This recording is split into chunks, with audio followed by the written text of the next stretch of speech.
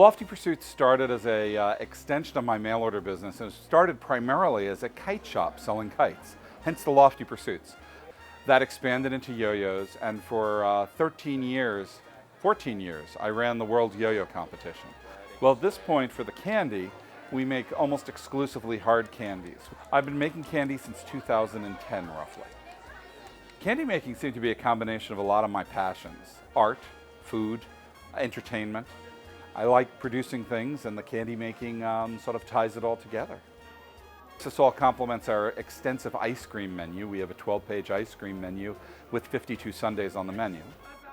I really have been into ice cream since I was a little girl, and I heard that Lofty Pursuits makes hard candy, like homemade stuff, and I visited here one time with some of my friends, and I really just fell in love with the aesthetic of the store and everything about it, and so I saw the candy making happen one time and I was hooked. I don't know, I really love how everything's handmade. I love how everyone seems to be happy when they walk into Lofty Pursuits and how they really have a good experience.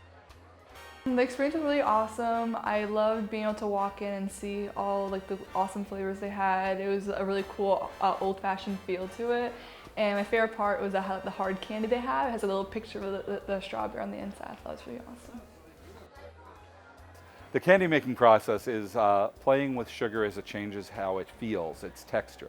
It starts as a liquid and it goes to something that was sort of a syrup-like consistency. We then get it into a clay consistency and shape it. And eventually, when it's getting hard, we pull it down into rods. We can also run it through our old presses from the 1800s, and that takes an entirely different type of texture where the inside of the candy has to be more liquid than the outside.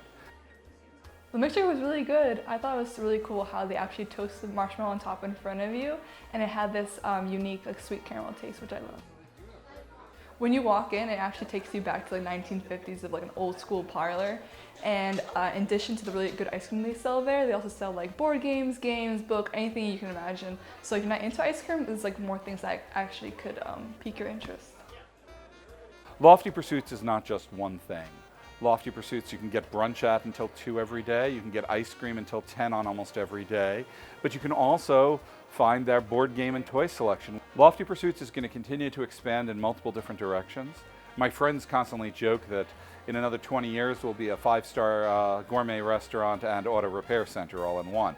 But my plans are to expand the breakfast, do more with grown-up drinks at night in the future, and of course make more candy.